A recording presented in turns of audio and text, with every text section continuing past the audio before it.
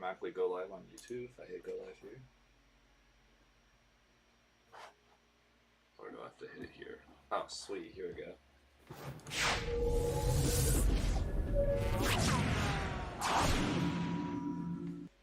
All right. We're live. Shattermare Comics live. What's up? So, this is the first stream we wanted to do for the world, for us, to talk about topics, because there's a lot of topics that have come up in the world and we want to talk about them. And so we figured, why not? Let's start our own, I guess, show, podcast, whatever you guys want to call this. Tentatively. Yeah. So we've got a handful of topics we're going to cover, and we'll just jump right in and start talking about it. First, let's introduce our cast, or us, at Shattermare. I'm going to start from the top down. So if Mr. Lichman, you'd like to introduce yourself. Hey there, I'm Matt Strand. I've been with Shattermare since February of 2022. I do a lot with looking for new talent and getting new material. And I also do quite a bit of editing for some of the works that some of the projects that were going on right now. I've had my hand in a lot of things. I'm also some of the tech for the website. Just everything. We're a new startup still with only 4 of us, so we're all pretty much doing everything.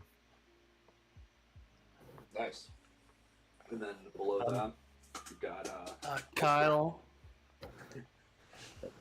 My name's Kyle Hill. One of the OG owners of Shattermare Comics and writer of Hardly Heroes and a project we're gonna have coming up, Lich in the Kitchen. So, yeah, I'm the writer. Nice. Nice. You totally skipped Josh, Kyle. Jeez, just jumping. Oh, is that how we're doing it? Yeah, I had an order. Well, you fucked it up. I just live to fuck things up then, I guess. He's the guest of honor here. It would have been good to send a message with the order. He's like, I have this order in my head. It's all good. It's all good. It's all good. Yes. Hello. Go ahead, Josh. I am just Josh Ross, or Joshua Menendez. It's my normal name, but that's my artist name, is just Josh. I'm an illustrator, and I usually this is new for me, working in comics specifically. I've always kind of skirted around it, doing comic art, but not sequential art, like comic pages. So this is a new experience for me, but I'm really happy to be part of the team. And I'll be helping with Hardly Heroes, and eventually doing pencils and inks, most likely for Lich in the Kitchen, and any other odds and ends they need drawn around these parts. Sweet. Yeah, we're happy to have you on board. I guess this is the first official announcement, except maybe on Instagram, that you joined us. So if people watch this video in the next month, 2 months, then they'll know. Yep. So yeah. Gobble gobble. Yep.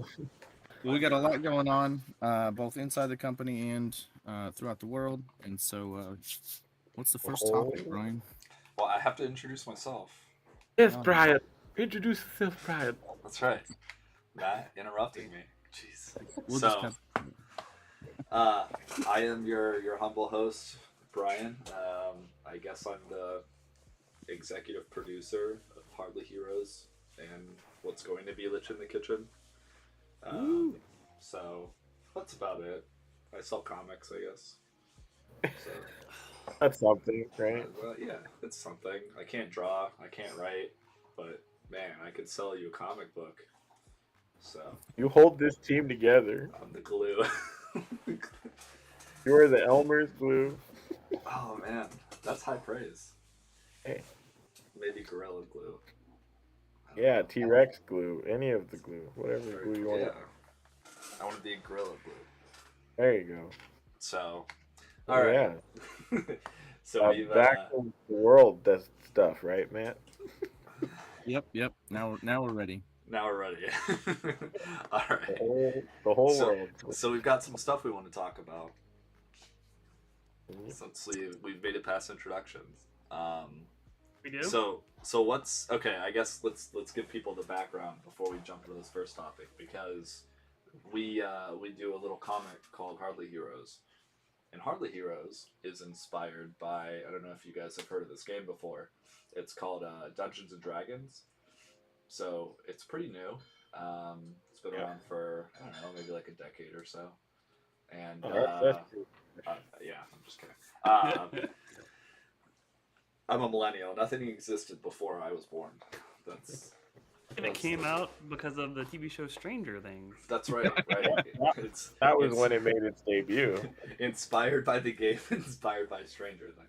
Yep. Chords and sorcery genre. Just all. Yeah, and so our comic book is inspired by our D&D game that has been going on for several years, of which Kyle and I am involved. And so the reason I mention all of that is because Wizards of the Coast decided to do something pretty funny, like I don't know, a month ago. They decided. It's actually funny, Brian. Hilarious. Yeah, and by funny I mean it pissed a lot of people off. So not funny. Which is actually pretty funny. Right. That's the funny part. They tried it. They gave it the old college try. So they A lot of that these days. We're rolling out some changes. Everybody gets mad. We're gonna roll these back. Roll these back. Yeah. So if you guys aren't familiar, and I guess I mean the audience, because we obviously did our research. So Yep. they've and Matt recently informed me that they just kind of like silently threw this onto the internet. So originally they introduced they actually rolled back in the sense that it's been an open gaming license forever. So what that means, people who are unfamiliar with D&D, is that Wizards of the Coast, they bought this game and then they had a gaming license that the game's mechanics were based on. They released it to the public and they said, here, anyone can build off of our game mechanics. And so that's what a lot of people did. A lot of people used their game mechanics. People like Critical Role, people like us to a lesser extent. A lot of people have used characters and modules and characters and rules and whatever from the special items, magic items, monsters, everything. Like most of fantasy is based off of some kind of D&D or Lord of the Rings character or race. And so they decided to just take that back. They're like, oh, well, we're not only going to just stop doing this open game license thing, we're going to try to charge people. We're going to try to retroactively say, hey, you made a good amount of money off of our name, so pay us a lot of money. Well, that's the way I understand it. And if you want to read through the whole update, you can read through this here. So this pissed a lot of people off, like Josh was saying, and yeah, people weren't happy about this, and not just people who would have actually been affected financially, people who play the game, people who may or may not go watch the new movie that's coming out, and Ooh. So yeah, There's that. They didn't think of that, obviously. It'd be toasty. Yeah, so now they walked it back to, well, just kidding. We're not really going to go after people financially and possibly sue you for using a character, like a fantasy character, like an elf or like a beholder, whatever. Or even saying that your thing is inspired by D&D, because I saw that in an article. So we're just gonna say, okay, well, just go ahead and give us credit. Like, just make sure you give us credit if you're gonna use stuff, and then if it's, if it actually falls under copyright or it's close enough to what Wizards of the Coast publishes in their source books, their own characters, their own world, their own names and likeness, then we'll have a conversation. Which I don't know if you guys know that, but that's like actually how copyright law works. Yeah. If you rip people off, then that gives them grounds to sue you, but you can't sue people over like fantasy characters. Yeah. So, so I don't know. What do you guys think about that? Well, let's start from the beginning here. Very ambitious. Yeah. Yeah, they basically had this open gaming license for a long time, and as you said, there's been a lot of people a lot of companies, entire companies have been built around this. Paizo and Kobold Press and a couple of others have made their entire business based off of Dungeons and Dragons, and so obviously those were the big dogs in the fight. And when they got spooked, of course, the internet rallied. For anybody who's familiar with with D&D, they might know that Pathfinder is also a derivative work of it, built off the open gaming license. And so when Wizards of the Coast announced that, so let's get straight here first. They didn't actually announce a revision to the open gaming license, they were calling 1.1. Supposedly it was a leak, and so it wasn't ready for the public eye, as Wizards has been keen to state. But nevertheless, what it revealed was that they were going to start insisting on royalty splits. And obviously Paizo and Kobold Press would have to take issue with that. So we here at Shattermare Comics had, kind of a jump scare from that too for a moment. We had to kind of scratch our heads and think how this was going to affect us. And actually it put one of our projects on hold. So one of our projects that I've been working on is to take our comic book and the storyline in it and turn it back into a module, and then have it available for everybody to buy and run at their own tables at home. That got put on hold immediately. Right. So Wait, Matt, hold on. Let me get this right. So you're saying that Wizards of the Coast was trying to find a way to undermine their direct to number 2 competitor, and just instantly sink them? Because I think Paizo is like Wizards. D&D has the most market share. Like Wizards has the most market share when it comes to. They define the market to a lot of people. I mean, Right. to be fair, there are hundreds of role-playing games out there that span all kinds of genres, from horror to mystery to space to everything in between, including high fantasy. But yes, D&D, I mean, they're the gold standard for most of the fantasy role-playing game market, I think. Yeah, I think the last time I saw the numbers, it was Wizards, Paizo, and then everybody else fighting for third place, like by a significant margin. Well, yeah, and it sounded, from one perspective, you could say it seems quite hostile to on Wizards' part to just be like, oh, okay, well, we're gonna wait 8-10 years or however long Paizo's been around for them to build up a really successful business model and get some real backers and some real revenue streams, and then we're just gonna take 30% or 20%, I forget what the number was, of their business. Yeah. We're just gonna take it. And how are we gonna do that? Well, I mean, they're using our SRD, our resources, right? They're using our core rules, right? Okay, well then it's ours anyway. So in one sense, I mean, that seems pretty hostile to me. Yeah, it's like Mob Boss, kind of. Like, it'd be a real pity if, you got shut down. Yeah, a real shame if this. I think more so they were just. I don't know if they expected to be able to really enforce anything. I think they were kind of just hoping that people would just capitulate to it. Well, yeah, I mean, but nobody in their right mind could expect that that's just going to go down without, causing a scene. You would think that. Kind of built like a huge amount of a following in all these companies. Is like you're gonna take a livelihood from a bunch of people just because you changed their mind, and that's gonna go over real well. Well, D&D was under monetized, so right. According to Wizards, yeah, I mean, changes needed to be had. So Wizards of the Coast, a subsidiary of Hasbro, owns several major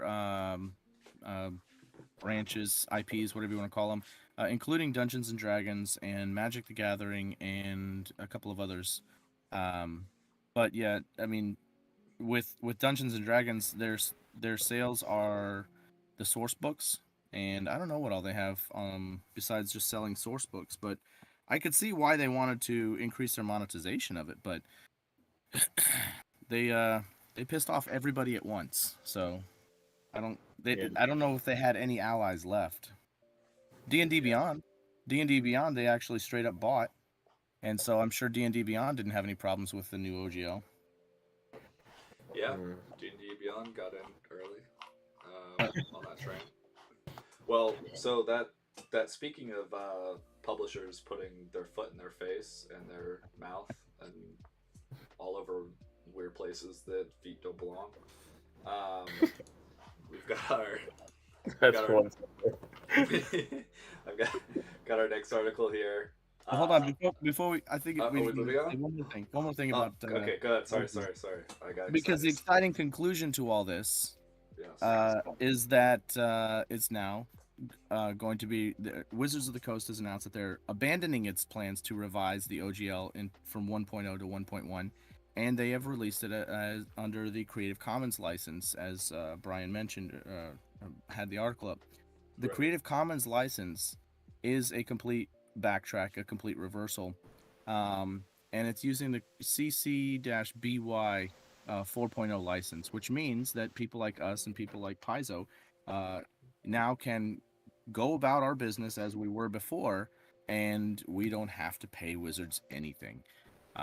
Some people say that I've read one article that someone said that they still use the wrong license and that they were actually too permissive because it would actually allow.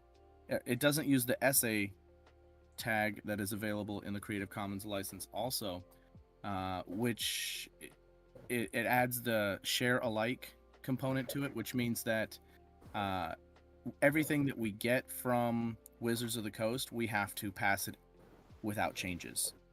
We're actually allowed to make changes if somebody wants to. The concern is that they could take D&D's rules, their core rules, and actually fix them and then release it for profit and actually close off the copyright it themselves. They can close off. They can publish it under a different license other than the CC, the creative license, and then close off any further changes to it. Right. So, well, that seems okay. I mean, let me. It's probably not going to be a problem, and that's probably why it happened. I can only imagine that there were some really heated meetings between Paizo or somebody, and Wizards, or maybe they just came to this conclusion on their own and they just don't understand licensing or something. But somebody out there is going to benefit. I just want to say, usually I like being right, and this is one of these times. I'm not always right, but I am. And I straight up said Kyle and I had an interview in Tampa with in a radio show, and I predicted this. I said, you know what? They're gonna roll it back, and if they actually hire or they have anyone who in that company who actually knows what the fuck they're talking about, I don't know, a lawyer, like a contract lawyer, they're gonna do exactly this. And I think they're doing what you're saying is because they realize, oh yeah, what we're doing is really dumb, and we're not going to get the results that we thought we were by what we were trying to explain. And so by having this, someone could come in and change it, that's fine, because that's a set of game mechanics. But they can separate the mechanics from the content that they create. Well, the OGL covers a few things actually. So under the OGL, they also released the SRD, and that specifies what is covered under the OGL. And in the SRD, it covers not just the core rules, but it also covers magic items, some of the monster manual, the base classes, obviously, and things of that nature. So it's all of those things that are under the in the SRD that's under the OGL, or now the Creative Commons license. Anybody moving forward is free to publish using either the OGL 1.0 or the Creative Commons license. Right, which is fine, because if you want to use the game mechanics, you can use that. You can make your own game world, can make Yeah, and your you can own. still make house rules and homebrew, which is paramount, especially for 5th edition. You really need a lot of homebrew to Yeah, fill in the gaps. they literally introduced homebrew mechanics, and then this would completely destroy that system. So, yeah, I mean, so this way people can still effectively use the game mechanics, but they can still create their own actual intellectual property. Yeah, So, and they get to claim that it's still their IP. right, which it is. So, okay, And so Hardly Heroes is, that's our IP, and we're not going to give it up lightly right, either. yeah, well, and it's transformative. We're not. It's not Yeah. Faerun. It's not. We're not. It's not set in Baldur's Gate, and it's the same characters. We're not just doing a derivative work of. I don't know what's the random D&D Right, like thing. Faerun is not Yeah. covered in. Faerun is not in the SRD, so if we were to publish anything with Faerun, we would be walking all over their copyright Right, stuff. and that's how that's how it should be. And someone finally walked in their boardroom and smacked them in the face or whatever and told them like, Well, "Hey, the here's entire what comes." community smacked him in the face. That's true. Yeah, Collectively. the community came in It and was was, like, it was Bigsby's big community hand. right. And then they must have It just was, finally it was hired like a consultant or something. I don't know. it was like the Sonic Jeez. with the teeth. They changed everything. We are the captain. All right. So, I mean, I had such a good segue, Matt. All right, can we go to our next article Yes. now? Yeah, Yeah, back to the yeah. foot segue. They put their foot in all the places, Brian. I know.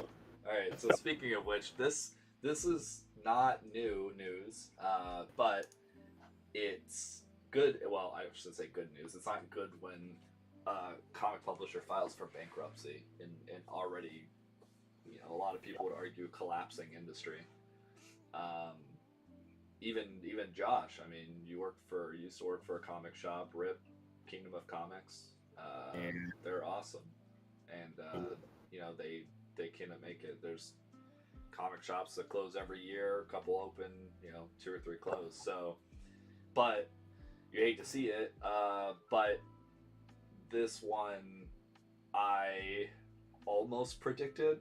I want to say I'm gonna give it a 40% prediction because Matt knows we met one of the high guys in Aftershock or the president, maybe the operations guy. You remember Matt when we walked? Yeah, over his their name booth? wasn't important to me at the time, but I'm pretty sure it was somebody high up there.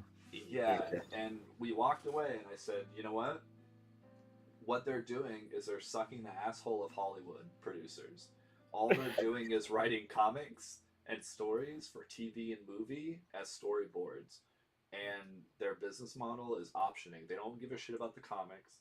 They buy who knows how many comics they sell, right? They It's sell some good ones.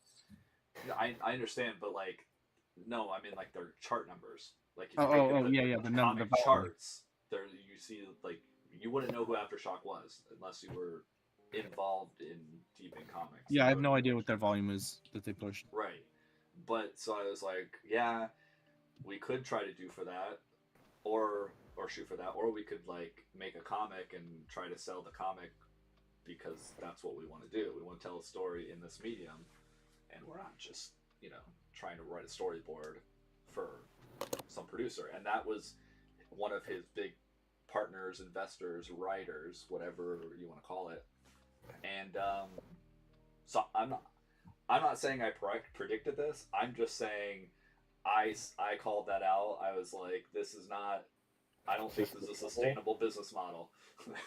So, put Well, one up given on the it. current climate of everything, it has been tough. I mean, we've seen what's gone on with Yeah. like Netflix, and we've seen what's gone on with some of these other big production companies, being accused of not really paying their wages or not really paying out to the creators or whatnot.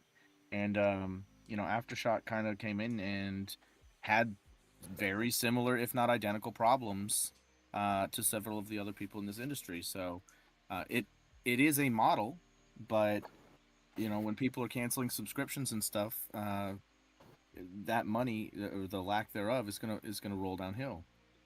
Yep, and that's exactly what we're talking about. I mean, Popverse gets this information from several other people, but the update number is 13 plus million to their biggest creditor.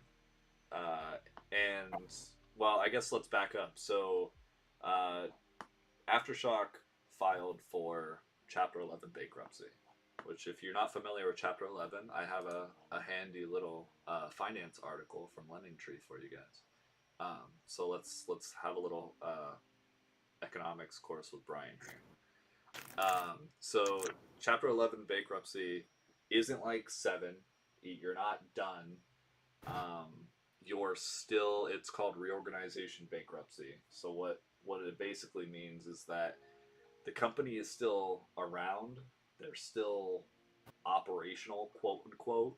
But what it does is basically forced consolidation, to where even though they're still operating, either a judge or lawyers or some third party arbitrator has come in and said, you will make good on your outstanding debts as much as you can and still operate. Whether you have to sell off assets, you have to stop, investing in, I guess for other companies, it would be like research and development. Like, you're going to address your biggest creditors right now. And so that's what this is. So they're not totally done. Yeah, they can still recover from this. They could still recover, but it's Chapter 11 isn't great. It's basically what you file when you haven't thrown your hands up in the air and said, okay, fuck it, we're done. Like, we're closing the doors, but it's close. It's like you're teetering on the edge. You're like, we're gonna file for Chapter 11 because we're not doing great. So it's, I don't know. I don't know. It's not looking good for Aftershock. So Not ideal. it's definitely, yeah. And then you have all the other things like you're talking about, Matt, where they had a bunch of freelancers that are not getting paid. Which, if you're an artist, I mean, correct me if I'm wrong, Josh, but like, artists like to get paid for their work, right? Yeah. Right? Okay. I was just making sure like people don't work for free. Okay. So yeah, like these artists are working for these... your grandma or something. Yeah, I don't know.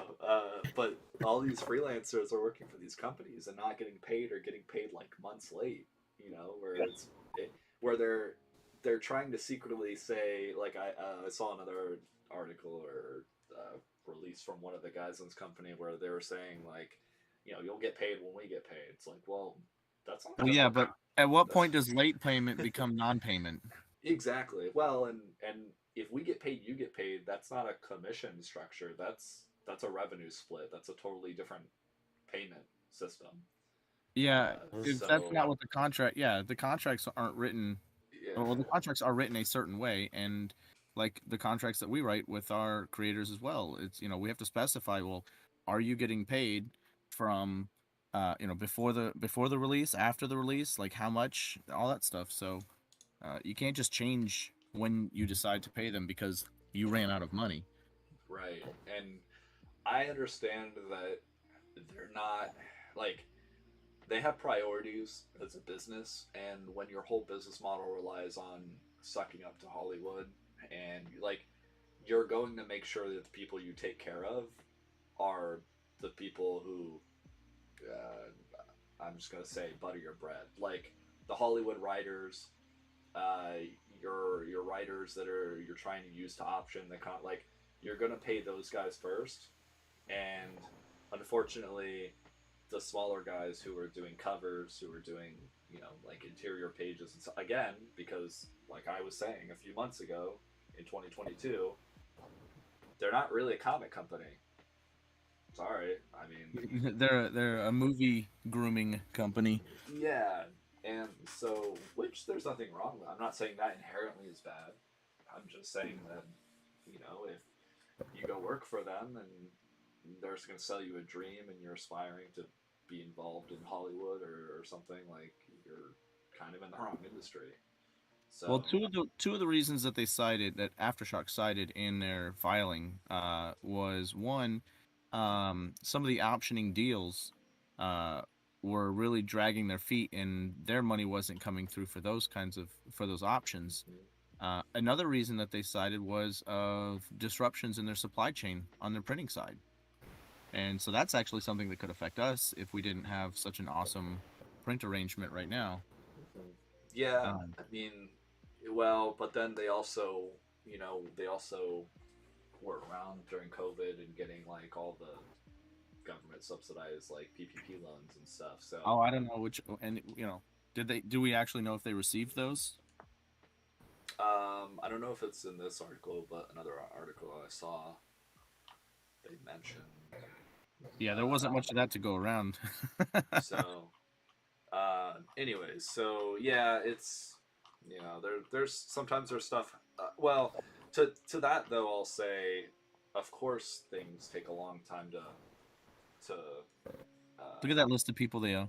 Go back down. Yeah, it's crazy. But like, you could be waiting on something to get option and actually go into production for a year. So that's a pretty dumb excuse because that makes you incompetent. Like, I've talked to a couple people about that, and they all know that it's a waiting game. So Well, it sounds to me like they were just. Holy shit.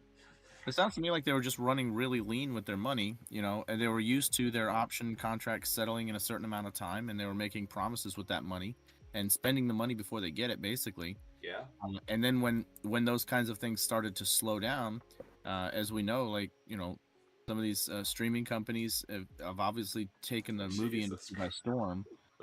Like Netflix and HBO and those streaming platforms. Obviously, there's been a lot of money going around in that, but they've had their problems recently too. So if Aftershock didn't pick up on that fact to realize that, hey, maybe those guys aren't doing so well, maybe we shouldn't spend their money before they give it to us, well, then this is exactly the kind of situation you can find yourself in. Yeah, and then you have disruptions in the supply chain, and then boom, you have no money. I mean, holy, you were talking about earlier, look at this, to printers. How can you have, I mean, I don't think they're moving that much product out, 400,000. I don't know. I don't know, man. It's crazy. That's their main printing company, or main printing debtor. That's a Canadian company. Yeah.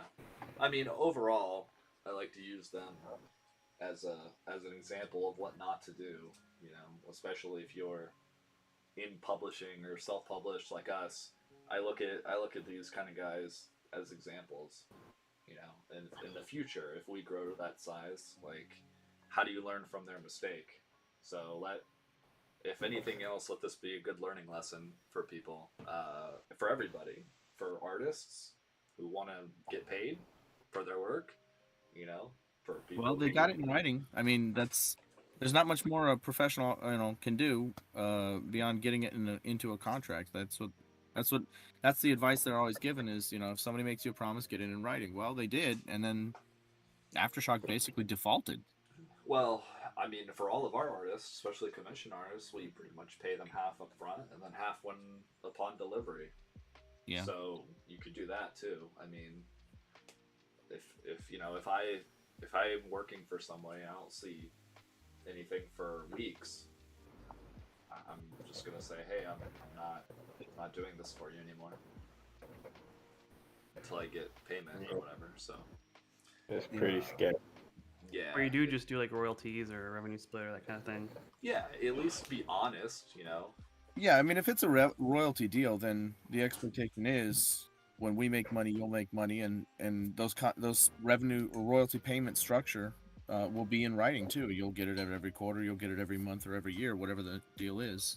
Right. Like, we have people come to us, right? I mean, we talk about it, we joke about it sometimes, but they come to us and they're mainly looking for a job, right? And it would be really sleazy to talk to them like they're gonna get paid, like commission, salary, whatever, and then just string them along. Like, what do we do up front? Sorry, no, we just brought on a staff artist. We could maybe hire you for a cover. Like, we're not we don't have the resources to bring on a bunch of writers and artists. If you want to bring something to us to publish it, and you believe in it, and you want to sell it, and we'll sell you sell it, you know, you'll get royalties for all the sales. But that's basically, what is that saying? When we make money, you make money, or we're gonna make money for you. We don't tell people, hey, all right, yeah, just do this thing for me, do that thing. Yeah, for I me. would hate to. I would hate to be in that position where you know you run out of money and then you have to tell somebody, well, his paycheck is more important than your paycheck. Right. So Yeah. It's like I'm pretty sure the executives at Hollywood could probably go a few days without food, but I can't. Yeah. Or my kids can't. Like, or my family can't. So I feel like that's just such a messed up thing to do. It's like definitely wouldn't be taking care of them first. Yeah, and I think a lot of these artists and freelancers, if they're more, I feel like they're more artists than writers, so I just keep saying artists, but creators, they, you know, they're so convinced of this dream, like of going into Netflix or Hollywood, or you know, becoming a star and having a getting paid to fly across the world in conventions and all this and that and fame, and they lose track of the simple fact that, like, you know, they can't afford to pay their bills. Like, you don't have a job, so Yep, the industry just chews people up and spits them out sometimes. So, yeah. you know, I know Netflix is getting worse about that. The amount of shows they cancel, like, is going up and up and up just constantly. It's like, Oh yeah. Plus, that's just not even considering. Even if they're tech doing anymore. well, I think they cancel them just because. yeah, they said they're not doing It's well. just like their model. Yeah, they said like they actually came out with an article or a statement where they said, well, none of the shows that we've canceled we would consider successful. And I'm like, what? Like, oof. Then what do they consider their success rate to be? right? Not getting canceled. I think it's basically like Wednesday, Stranger Things, stuff like that, like record breaking. Yeah. If it doesn't break the last show's record, then it's not good enough. And it's like, well, if that's the new model for getting into a studio, then I'll just start my own damn studio, and I'm not gonna. I'll make my own productions, and that's it. If I gotta hire animators myself and make films, then I guess that's what I'm gonna do. Cause better that than to build a team, go to pitch it, get accepted, and then work hard for that dream, make it as cool as you can, and then it does well, but not well enough in their eyes, and they're just like, Well, nah, as long as the contracts are not in any way predatory, like you know, a series does okay on Netflix, gets canned or whatever, you know, if they could just go to another platform and sell their same, you know, get funded for a new season or something, like I don't see anything wrong with that. You know, if Why do Netflix I feel like they're not structured where you can do that? yeah, it seems like Netflix might not option you for that. They're probably also structured where it's like, oh, the fourth year you get all your money, and then they just cancel them after the third year. yeah, that kind of stuff. I don't know. I haven't read any of the contracts that have that they've had there. Yeah. It just But seems like it's not if really anybody out there is listening and wants to option Harley Heroes for a movie or a TV show, like I'm willing to talk. Like let's No. talk. I'll come to the table. Well, not option, shopping list. That's what I've learned. That's the lingo. Okay. So a shopping list is like, you have, I guess, gives us more power to dictate how much creative control we have over Hardly Heroes. So if the studio out there wants to option Lich in the Kitchen, we've already got a pilot for you. There you go. But yeah, I would not just option Hardly Heroes out to No. anyone. Yeah, like Not happening. option. They can butcher it. Yeah, so they can become the next Netflix Cowboy Bebop or Death Note or you know. Oh yeah. whatever. Did you see that the creator of Cowboy Bebop posted, and he's like, I watched it. That is not Cowboy Bebop. Ooh. Yeah, pretty bad. When Yeah, you hope you get the stamp of approval from the guy who made it. But if you're Which is gonna make crazy. a It's like crazy how that even happens. Like, how do you? I mean, money, that's it. People want money, and so they're willing to get desperate. They're like, you know what does well, guys? The animes. We should make the animes into something new. And then they're like, let's bring a director on who doesn't even watch the show, and Right. he'll do something real good with it, I bet, because he's so good. The guy's like, we need to be innovative. We're not just gonna try and make the series what it was. And it's like, but that's what everyone wants. Well, so that just goes to show you, people who create things, you need more control over your. Don't give up control over your stuff, because True. that's the only way that the guy who literally created Cowboy Bebop can turn around and have such little control. He watches a show and is just like, why did they slap my name on this pile of garbage? Like, if it's Yep. completely unrecognizable, the guy had no control of, like, it's the studio and then they've sold it off to whoever, and yeah, it's just them and their, I don't know, their friends. Like, we were talking about this before, but like Mindy Kaling, that lady who just like ruined the Scooby Doo. Did Vilma? Yeah. With Velma. Really butchered it. It's not even close. It's Like, not Velma. It's not. It's not even Velma. But like some fucking whoever she's hangs out with at these parties or whatever was just like, oh, here, Mindy, just spin a wheel and pick a franchise we need to like dust off and pull out of the closet. Oh, It's like, do a show you want to do, and then we'll just give you a random IP for you to use so that we Yeah. can get you this show. yeah, it's just like, Guys, I be just fun. want to make a really angry character who's really kind of obnoxious Really and boring. angry at everything. And it's like, guys, can I do Velma? But I don't see why not. No, not just angry, like repulsive. Yeah. Like, Well, that's like, what is it they say? It's like a lot of people say it's like you have to, these days it seems like certain characters are just written as unlikable. Like there is nothing redeemingly likable about them. It's like you are irritating and nobody wants to relate to you in the story and you're the main character. It's like the only people who can relate to Velma are like that stereotypical Karen vibes. yeah, I guess. I have Just to. I have a confession. I've seen a little bit of that show. Yeah. Because sometimes if it's really It's okay. that bad, I hate myself too. yeah. but the people who wrote that show, they do hate themselves. So they spend 30% of the time shitting on themselves. So like, not only are they bitter, angry, and they're just, nobody likes them. When you look at it, nobody likes them, but they even admit it. Like in the show, they'll make, I guess, what God they call humor. Like they'll make jokes and quote unquote witty observations about themselves, and you're like, that's not funny. Like that's just sad. Like why would you think about it? You probably saw it where they changed Shaggy to what's to his name? Norman or Norbit. Something like that. And Yeah. so the issue is that Shaggy's name actually is supposedly that in the thing. His name's not really Shaggy, obviously, but Wow.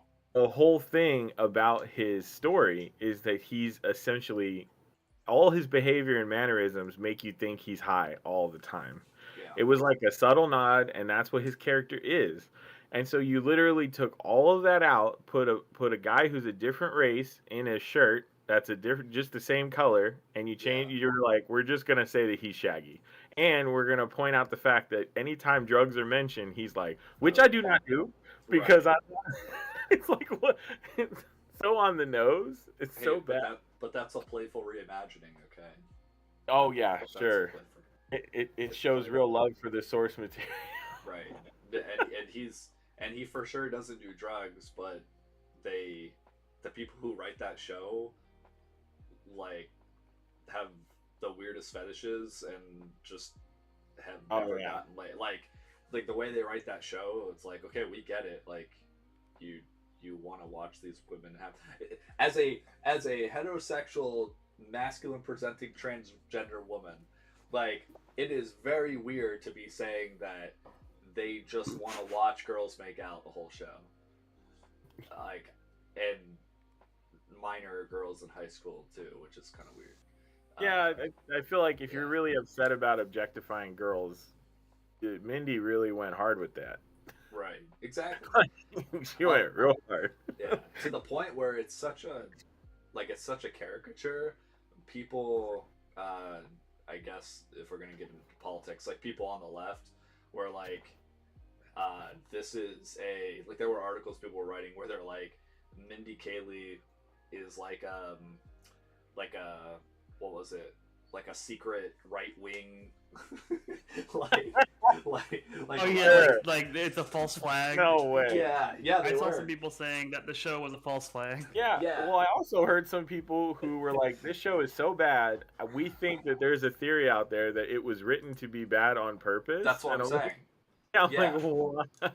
Yeah, it was so bad because it was so bad and so like so humiliating to watch that the people who would probably agree with a lot of the sentiments that share like Mindy Kaling share are like, nah, this is terrible and you're destroying like a beloved childhood cartoon. It's just it crosses the line. Well, I just think It's at the core of it, it's like, if you want to make something that's that different, then make a new character. Yeah. Like, just make Well, a new character. Well, I but then no one I will have a watch it. confession. Yeah, I've then never no one will liked, watch it exactly. Yeah. I've never liked the story of Scooby Doo. I've never liked the characters. I've never liked the old Cartoon Network, cartoons. I've never liked that series ever. Maybe secretly she doesn't either. Maybe Of that's course. actually like the And thing. don't Right. don't touch it. Go make Yeah. something else. Like, Just- make a new She mystery wanted to team. destroy it. That's the weird thing. Why would you Yeah. spend so much time, money, and effort to fucking ruin something you don't like? Like, it's so spiteful. It's Yeah. so bitter. Well, I'm not saying you know what I would would say? be that spiteful. Yeah, I know, but it's just But like, if, anything- but if I got paid to be that spiteful, I might. I mean, who knows? Who knows what I'd do?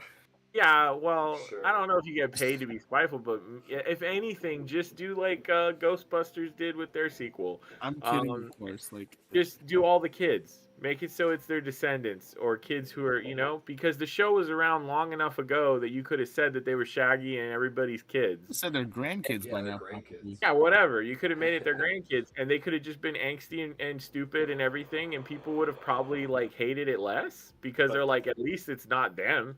but Josh, that would imply that Just- they're creative. Yeah, I know. But you know what's Like so have the weird? original characters there as like I'm convinced that people a job that the should haters exist. could kind of like Yeah. channel their hatred through. I've always joked that a job should exist where this very casual person should sit in on board meetings where these ideas are discussed with just like a stick. And then as soon as somebody's like, guys, we'll make Sonic, but with human teeth, he just gets up out of his No. chair and starts No. walking towards you with the stick. And you're like, never mind. And he just sits back Average down. guy idea auditor. Yeah, like he could be in flip-flops and a t-shirt, and he does not belong in the room at all, but he's a fan of all these things. And so, like, if you try and mess it up, he just gets up out of the chair like, don't you do it. Don't. Come up with something different. It was forced Unfortunately, creativity, guys. yeah. Unfortunately, it's the opposite. Like, the one guy involved that's like, what are you doing?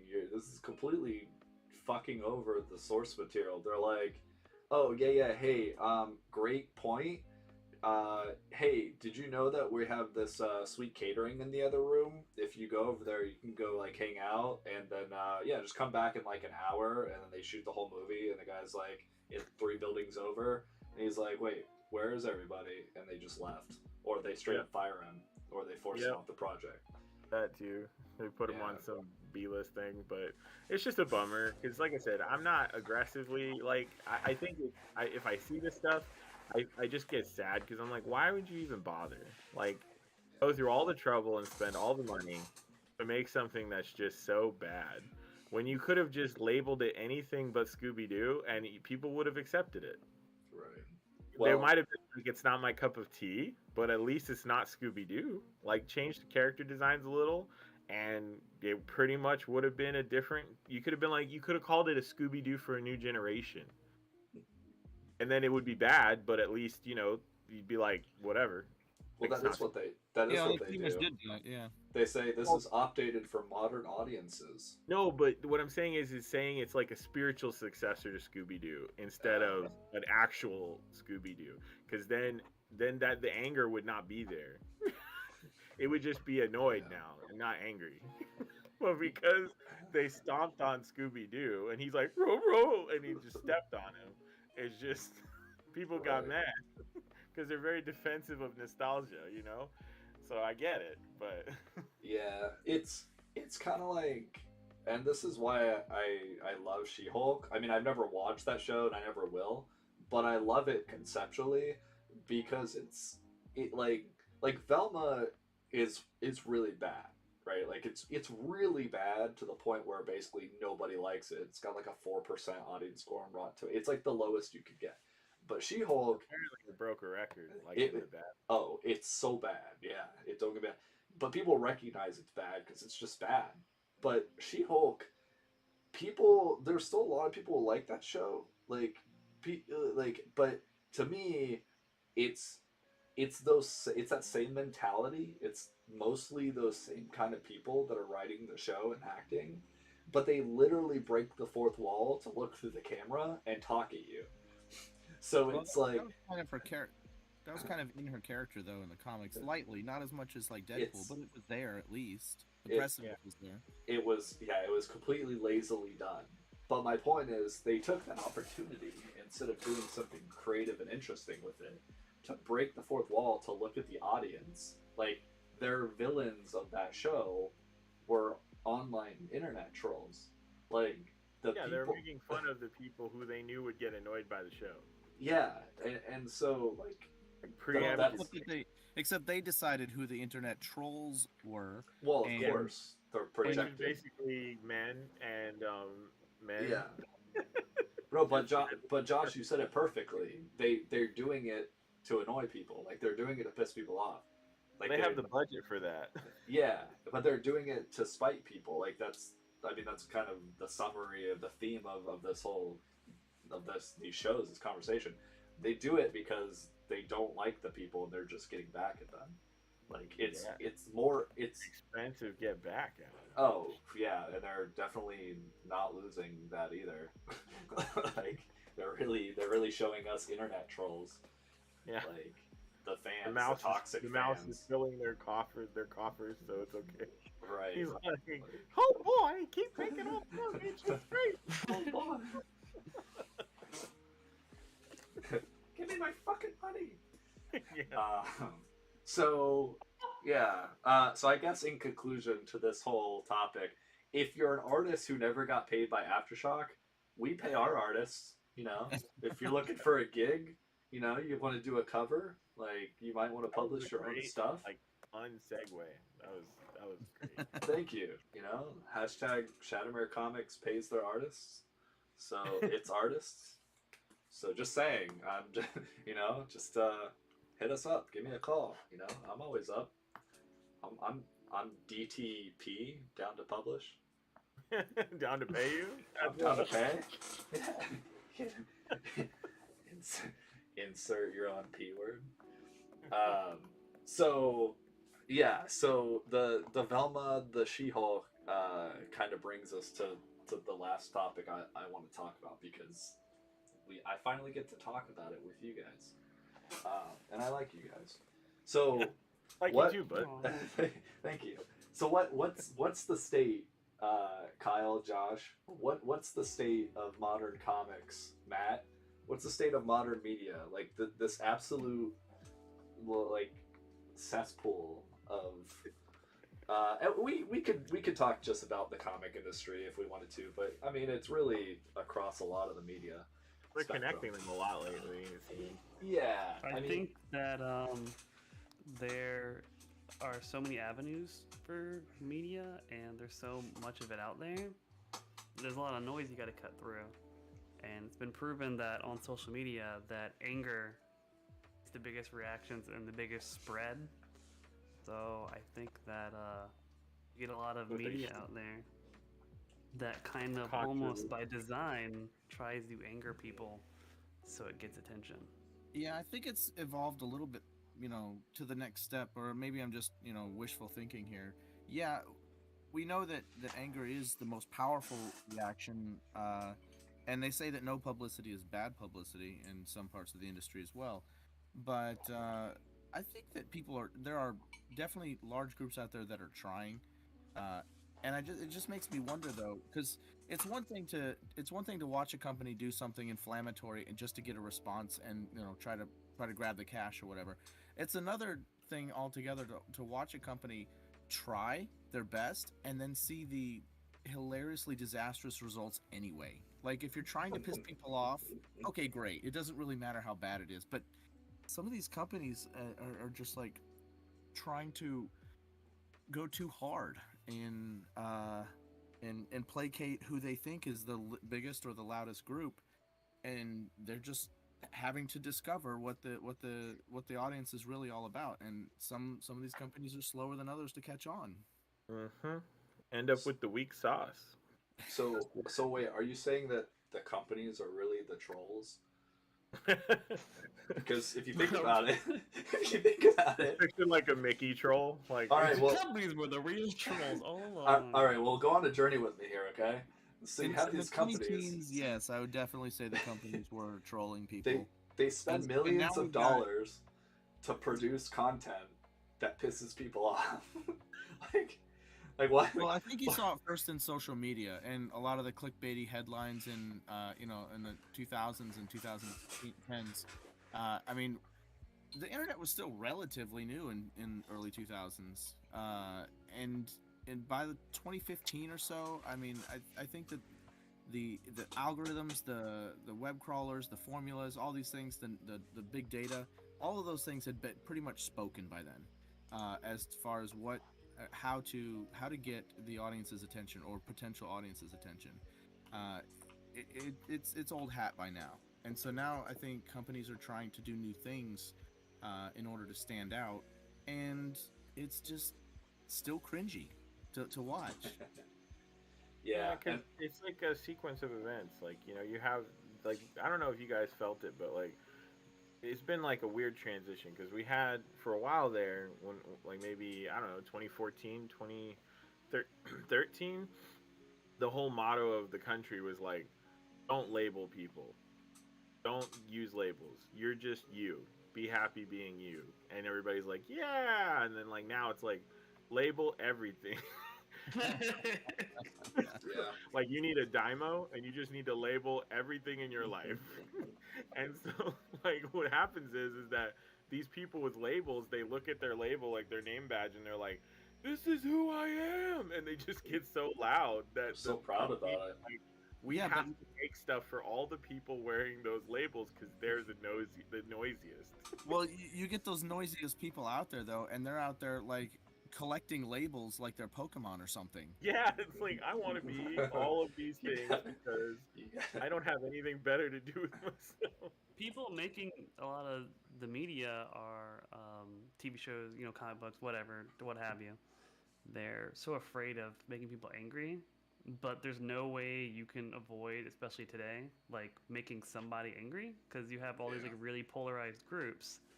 So then they kind of just pick their poison and they're like, okay, well, who do I not want to piss off the least? And just Yeah. lean right into it. Yeah, so Typically your average choose the Joe, side that doesn't alienate advertisers.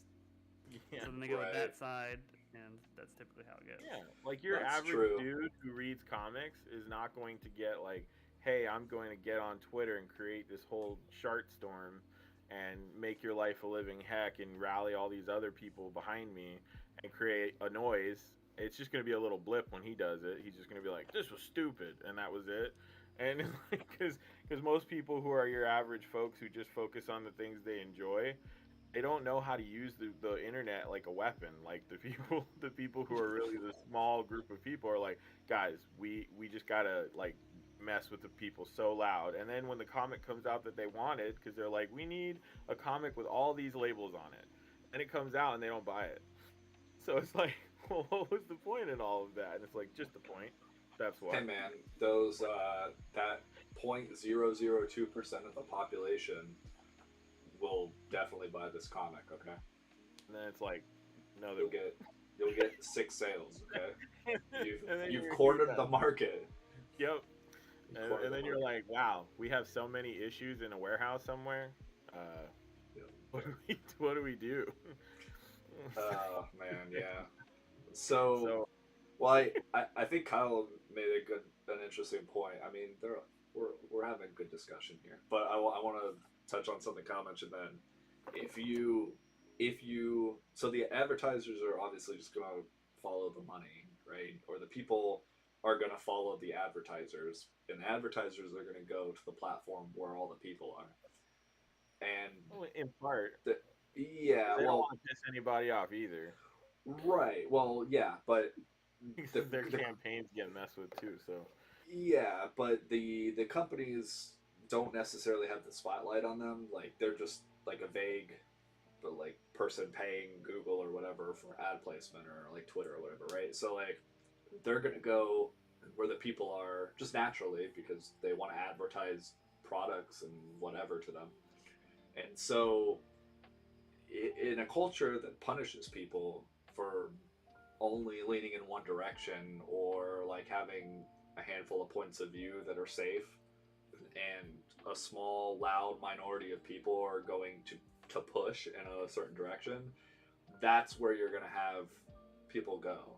So until more people either just break away from that, or until there's a big shift, which you're kind of starting to see in media, because like, yeah, there's like, I don't know, some people say there's like 5-year trends in Hollywood or whatever, where we're starting to see the end of that, and a bunch of these companies can only lose so much money.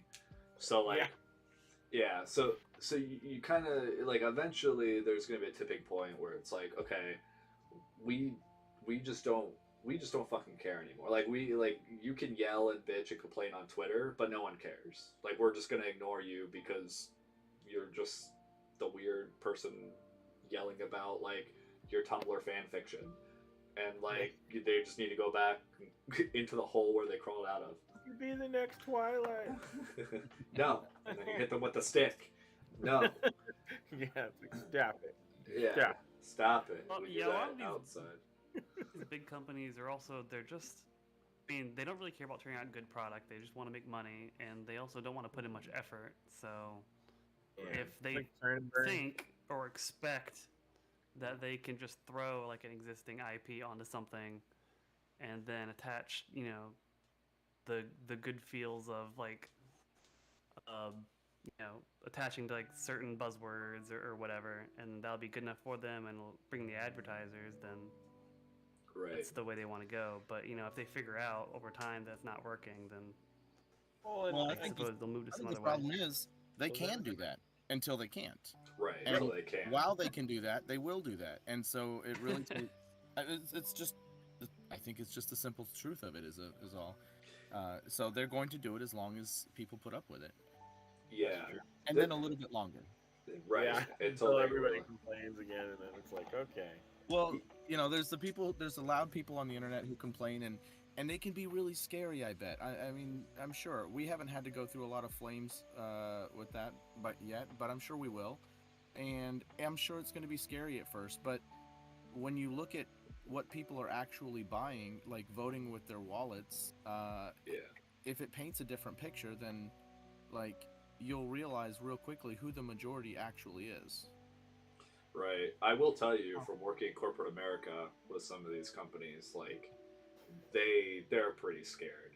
Like they're just trying to figure out exactly what Matt's saying. So they hear people talking and they don't get that, and they're so disconnected. Like they don't get. They have like 3 layers of employees doing whatever. They don't understand that the loud people don't translate to sales, and Yep. so they'll listen to people they should not be listening to, and then yeah, like eventually they won't be making money. They will until they won't. Right. That's It, why it we would take ended up to New Defenders. it would Yeah. take something like the scale of The new the mutants. dungeon. It would take something like the scale of the entire Dungeons and Dragons community uprising at once, the way they did on the OGL. That's something to Yeah. listen. I mean, Yeah. the average person blends into the crowd. Yeah. Yeah, 'cause, Yeah. I mean, unless Yeah. you were threatening all of D&D, the community, that's what it takes to get normal folks to mobilize usually and to complain. That's the problem. The other people, they complain about everything. Right. And the squeaky wheel gets the oil, so it's like, that's the problem. They they're lubed up, bro. They are. Yeah. They The are average good in person's oil. not really gonna complain too much. They're just gonna be like, "Well, this is dumb," and then watch something else or read something else, and then Well, you won't hear from move them. on. You'll just notice it when the check comes in at the end of the month, and you're like, "Oh." Yeah, but if you have an entire, if you purchase like D&D Beyond as your online persona for your company, and then you see a mass removal of accounts, like that's voting. Yep. Yeah. Right. Yeah, and If you're Disney Plus, if you're Disney Plus and you start putting out content that, like you're featuring this kind of artists or those kinds of creators or this kind of community, and you see a mass exodus, that's something to listen to. Well, that's what the silent majority does. That's why they're silent, right? Like if you don't like something and you're a reasonable person, what do? You just walk off. You just walk away. Yeah, and so everyone's walking away. But most people are like, I'm not gonna make a big stink out of this. I'm just not gonna buy it. yeah. But the other people know that, and the other people are like, we will stink about it. And that's what that's what these companies listen to for a while. I guess we'll see when it finally stops. But I mean, it's a mindset issue. My thing is it's like, how is it so hard for people to understand what makes writing good? Like my issue is like, if you want to make something that's different, and even if you want to mess with an existing IP, you gotta at least be good at writing. But like, none of these people are even good at writing. Like, is there even a test? Like, do they even try to qualify these people's skills? It's like, I don't understand. Because it's like you can try to change something up, but like if you suck at writing, it's just gonna suck. Like that's right. But if you're just going for a label, it doesn't matter. You're just a label. So as long as you fit in, as long as you're in the cool kids club, like you don't have to be smart. Well, look at like that book that I was just mentioning, the Marvel one that got canceled before it even came out. Oh yeah. That Snowflake, Safe Space. They had a vampire named. Which was that one again? What's the title? I think it was like the New Defenders or the New Avengers or something. Yeah. And they have a kid in the group whose powers come from internet gas. And I'm like that's you. He's not lying. That was real. Everybody knows the internet is a series of tubes. Yeah, he's like, my grandfather developed internet gas, so now I can be connected to the entire internet. And what does he do? He runs their social media page. It's like, so I'm just like, wait a minute, you have all of the internet data, all the data in the universe, basically, at our universe, and you're like, I manage the Instagram and the Twitter handle. And then there's a girl with a backpack that has powers, but she has none. I forgot about that. Yeah, so if she goes to take a crap and leaves the bag on the counter and someone kills her, she's dead. There's nothing. The backpack is more special than her. Yeah, and so I'm like, and they made her overweight like on purpose because they want to try and be diverse, which I understand. But like, if you're gonna handicap the girl, trust me, I'm fat. If you're gonna handicap the person, at least like make the backpack not the only thing she's got. Like, geez. Give her something to work with. Give me something, damn it. I mean, even the blob from the toilet. What am I gonna do? Even the blob from the X-Men had powers, right? Like, it was a part of this. And then you think about it, and when you hear what the story's about, it's just them. And when you hear the description, it was just like, okay, well, you got the sister and brother, Safe Space, who's non-binary, and Snowflake. And they have to, of course, both have short hair with pink and blue, and like they have these. They're like, we're gonna flip labels on their heads, and it's like, okay, well, what's more about them? Their descriptions are basically empty. They have no real backstory, no real anything that makes you want to read about them outside of their labels. Yeah, like take honestly, off the labels and what's left of the character. Yeah, then the character. So the only, who's the most interesting character in that whole list? The emo vampire named B Negative. And it's because his name is B Negative, and I laughed like for 2 seconds. I love it. I chuckled, and I was like, "Okay, he's the best. Everybody else sucks." Yeah, and when you read the description, it's just them running around the city, and it's like, "Okay, is there any greater story here?" And they were like, "Not really." And I'm like, "Well, this sucks." And everybody else agreed. Man, see, B Negative would be clever if it wasn't right on brand. Like, he Like, was an oh, emo man. vampire named B Negative. That is funny. Yeah, see. Yeah, you could That's just have him singing like "Cause tonight will be the night," you know, like Hey, All you right, could well, be that guy needs his own show then. you That could be yeah, you heard it cliche here first. without. on Yeah. the CW. It's just No, B God. Negative, the TV series. The next vampire show.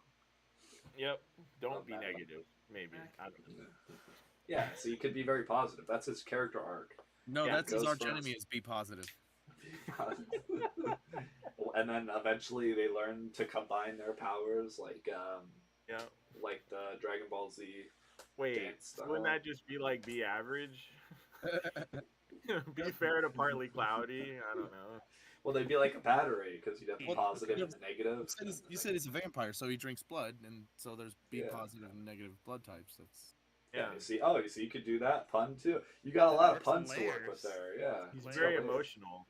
So But- depending on who he drinks, he gets sad or happy or.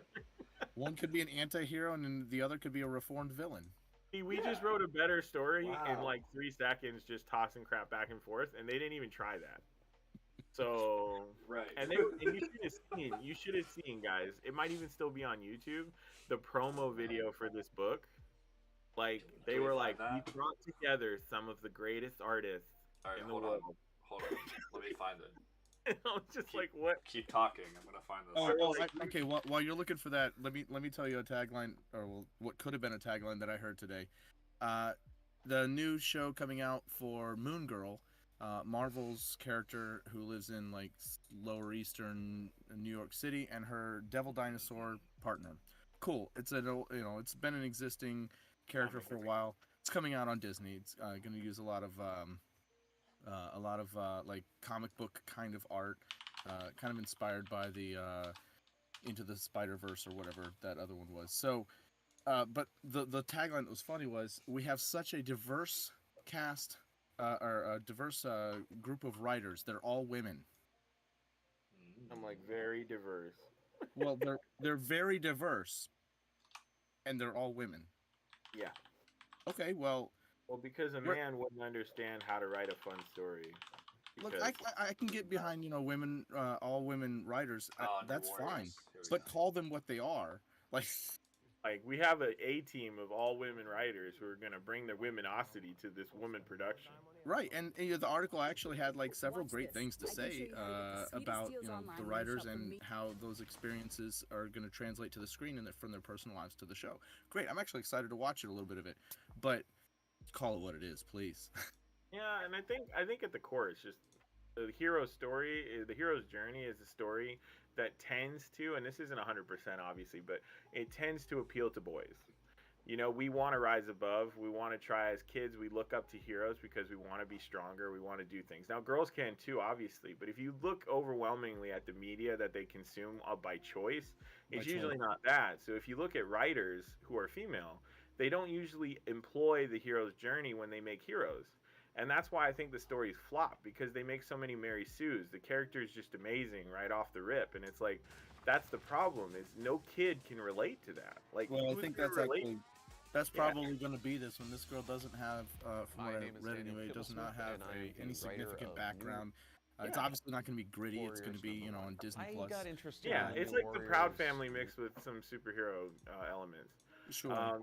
So it's some sassy little girl who's gonna have a sassy family, and she's gonna do sassy things with a dinosaur, which is exciting. I mean, that's great, and the music's probably gonna be awesome and stuff. yeah, I That hear was the villain's the really cool too. advertisement. So Yeah, but it's like, if you look at every production right now, like one of the ones I use is like a good case study is Mulan. Like, you saw what Mulan happened with Disney, right? No, so what- Disney well- basically.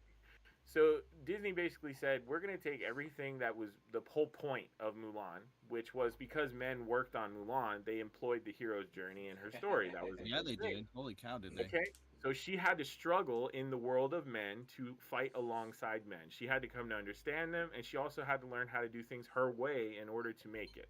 Okay, and she earned their respect, which is something that does happen in real life with a lot of women who work in hard jobs, with a lot of women who work in the military, all that stuff, okay?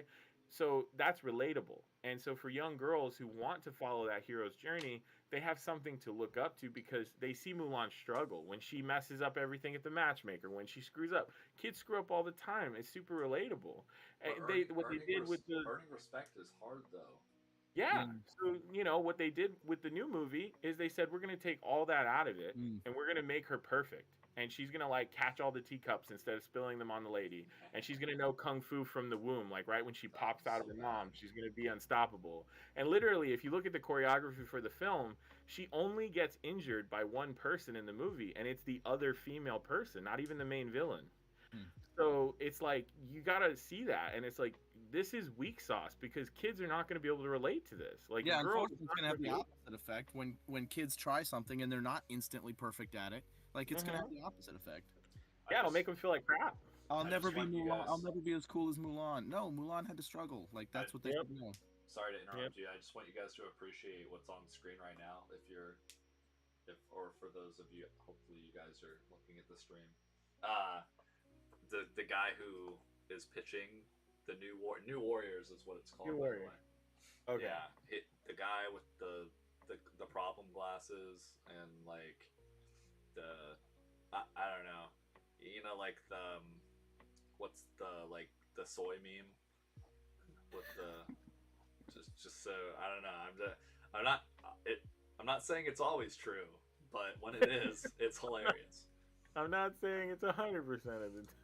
Yeah, I don't know if the audio is coming through, so I'm just gonna show this real quick. So you've got Trail for those folks at home. So you got Trailblazer, the body positivity girl with the backpack, and she's a person of color, I guess. I don't know.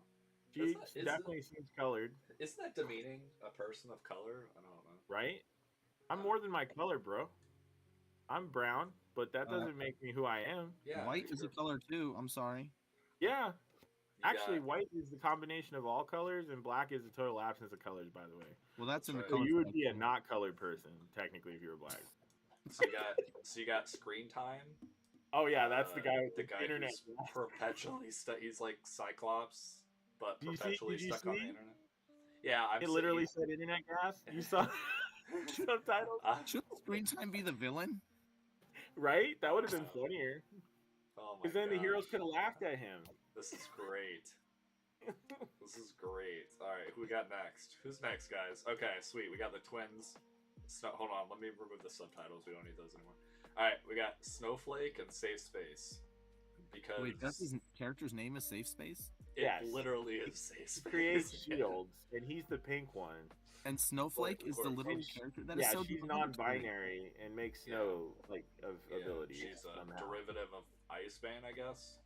Yeah, and they both emulate Dennis Rodman in his prime.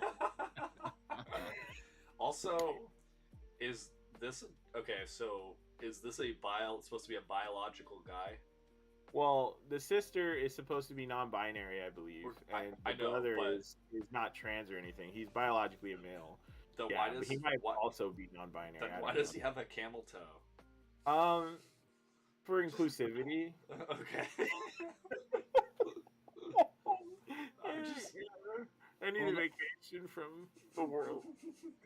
They're breaking stereotypes. I mean, that's what this whole thing says to me. Hey, Joker just had a baby. Okay, so we're equal opportunity. Yeah.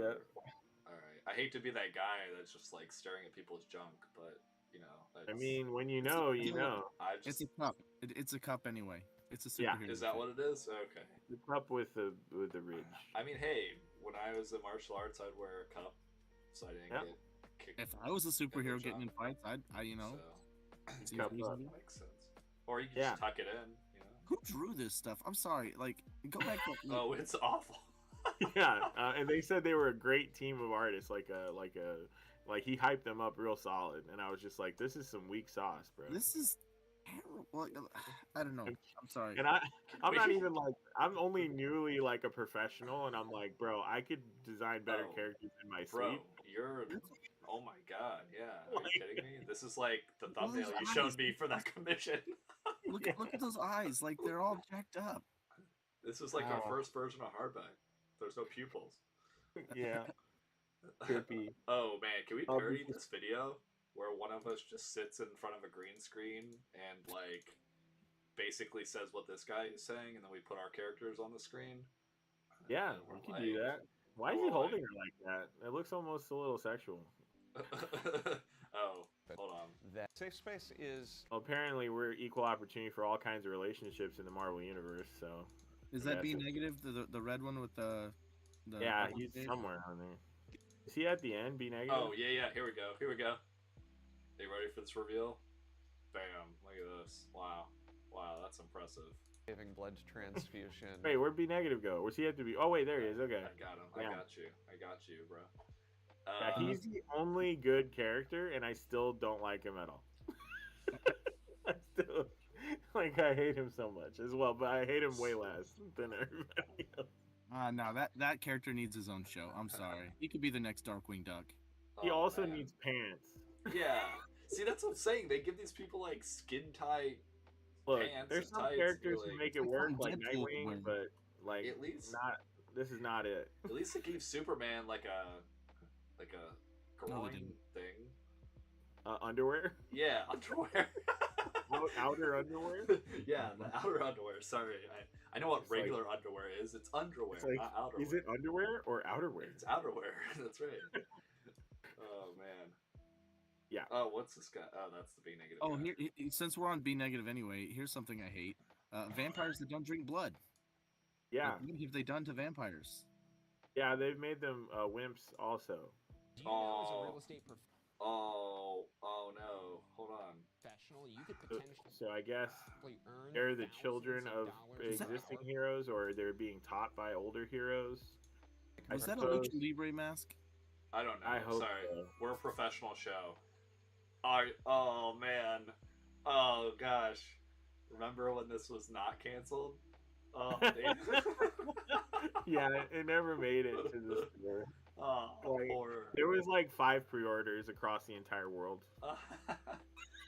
Could you imagine being that like? See, that's what I'm saying though. They got their 5 sales, right? Yep. So Yep. they Well, got no, they nailed it. I mean, they had to refund people, but you know. Oh well, of course, but Yeah, and then they like tried to quietly never talk about it again. right. But the internet will never let you forget. They'll never forget. That's like, so that's almost as bad. That is probably worse than Gotham High. Gotham High actually got published. forget that. but- Oh, That was a train wreck. trying to make the Joker Oh, like in a man. romantic triangle with Selena Kyle. I'm like, someone let me find whoever wrote this so I can just like punch them. I can't Yeah. handle this. This is And, so bad. and Asian Bruce Wayne. Wait, that kind of makes sense though. I could get Well, I mean, behind that. you could I just mean- call him like Bruce Wang. Was that the joke? Was I that don't the know. joke? I don't think so. Wait, oh my god. You Could just you got imagine? it. Hold on, back up. Could you imagine someone given that and they're just like, oh, I swear to God, these people who write these characters are super racist. So like, you never wrote Batman, right? And you're just like some racist guy with no writing talent, and you're like super identity politics. If I say write a character named Bruce Wayne, what do you write? Batman. No, The you success. write an Asian guy. Oh. Yeah, I see what you're getting at. They have no fucking idea who they're like. They don't even know. They're just like, oh yeah, I'll just write Asian guy. I guess he's like Batman or something. I don't know. That's what they told me. He sounds like an Asian guy to me. Check. Jet Black sounds like a black guy to me. Check. I don't know. Well, yeah. It's just, it's not even, and the thing that bothers me most is that when you hear, especially about movies, when you ask them behind the scenes, they're like, yeah, well, we wanted to make sure we brought people on board who did not read the source material. Oh yeah. And that's it's like, why? And it's like, because we want them to have fresh ideas. And I'm like, you mean bad ideas? Well, no, hold on. I can get behind that if it's one guy or one person in the room. But if all your writers hate the source material, you're not going to have a good time. I would agree, No. but like, No.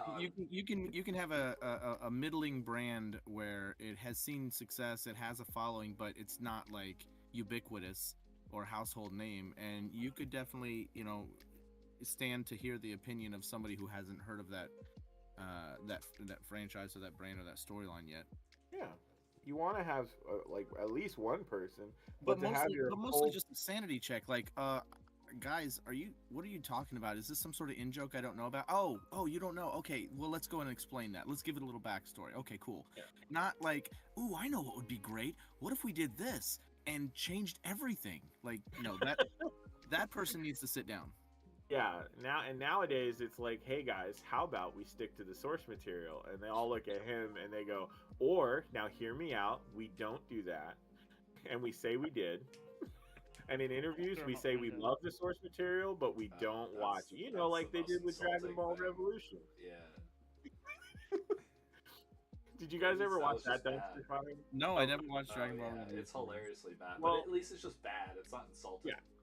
I would say don't. I mean, I feel like that Sorry. even like but- you I don't would even say need to watch don't. it to know it's like Yeah. you know it's You not can look at gonna the be good. poster. Yeah, you look at What the do you movie mean? poster. Actually, and you're you just like, hear what is- Dragon Ball. It's gonna be a live action Dragon Ball movie. You're like, yeah, it's not gonna be good. Ooh, live action. Well, I think that if you did it right, you could make an interesting Dragon Ball movie. My issue is that this was basically Tokyo Drift mixed with like High School Musical with occasional fighting, and like none of the characters really matched the aesthetic of the show at all. And they were like fighting between high-end Camaros, like and in locker rooms and stuff. I'm like, what is this? Is this High School Musical, like with Kamehameha? Like what are we doing, guys? And then when they interviewed the guy who made it, and he said, "Well, I'm a really big fan of the source material." I'm like, "Yeah, just like M. Night Shyamalan was a big fan of Avatar." Nice. Right. What? And then later he goes, "Yeah, I lied about all of that. I just really wanted the money." And I'm like, "Oh, wow. man, this is all where makes the guy sense. with the stick." See, there's the M. Night Shyamalan ending there. He's just in it for the money the whole time. Yep. Yeah. We should. So you make a good point though. So whether it's for the money, because they want the gig, or it's the producers who are really fucking arrogant, or like they look down on other mediums. They're in a Hollywood's bubble. Hollywood's been doing this for decades, where they'll take a property they know nothing about, but they know there's an existing market base or fan base, and they'll just be like, yeah, we'll just do whatever. We'll just turn this into a High School Musical. It's like they have no idea what it's about anyways, so they're just like, well, people like this thing, let's make this out of this. Well, like People the like this humor and is people smart. like this. What if we combine those two things? Yeah. Yeah, people like Tokyo Drift, and they love High School Musical. Why not put that to a Right. show with an alien guy who lands on Earth and has to fight aliens Yeah. who are trying to destroy the planet on a regular basis? You know what we should do? What's We the should new actually thing? we Like, should what's actually the- just get Star Trek and Star Wars to do a crossover. That's what we need. Well, We'll just call it Star Wars Trek. Star stuff. We'll just call it Star Junk. Trek Wars. Yeah. But like, I don't know what I guess. The irony is that Goku never went to school. Like, isn't that hilarious? Like, you made this whole show about him going to high school, and Goku can't even read. Like, barely at all. Chi-Chi had to teach him after they got married. Hilarious. Damn. Like, yeah, all he does is fight. That's Yeah. it. It's like he eats and fights. That's it. And he It trains. should have been like about the Great Sandman or something. Yeah, that would have been better if you said we're gonna make a backstory for the Great Sandman and segue that into a new Dragon Ball movie. At least then it would have been like, okay, we'll hire Hulk Hogan, and it'll be great. Again, man. I hope one day people watch our streams, then we can be like, all right, guys, give us a shitty remake, or just the description of the characters, and we'll write a story on this story live. for you. We'll write a better one right here live. Honestly, we should do that as a challenge on videos. Like, we could Yeah. even do redesign challenges for really bad character designs too. Like, whatever you want. We can. Let's do it. We'll have you draw the concept art. Well, I'll show you I'll show everyone else the concept art for like a really shitty drawn character too, and we'll describe it to you and see what you come up with. All right, Oh, should yeah. we call it "You're doing it wrong" or "This is how you do it"? This is how we do it. This is how we do This it. is how I drew it. Oh, there you go. There you go. We got it. Yeah. All right. Well, I think that's enough cringe for one night. Yeah, it was. I mean, you know, I think it was I pretty mean, we're good. gonna call it "This Is How I Drew It," though. I'm down. That's good. I'll be like, I so like guys, that. That's it. this is how I drew it. Pretty good. All right. Any closing thoughts, concerns? Stop Right. making things that suck, everyone, Yeah. and we'll be okay. Cool. Matt, you want to try to get us flagged for hate speech? I don't have that much hate in my heart. I Okay. You just say the word just hate wanna like see 8 times. That's it. just want to see good entertainment. All right. That's a good one. That's a good wholesome. I think that segues right into don't Alright. suck, like I said. So Yeah. It's the An be umbrella. positive versus your be negative take. yeah. If you don't suck, you're gonna have a good time. Yeah, there you go. All right. Good night, everybody. See you next time on Shattermare Live while we discuss current topics from 3 weeks ago. All right. Thanks. All right.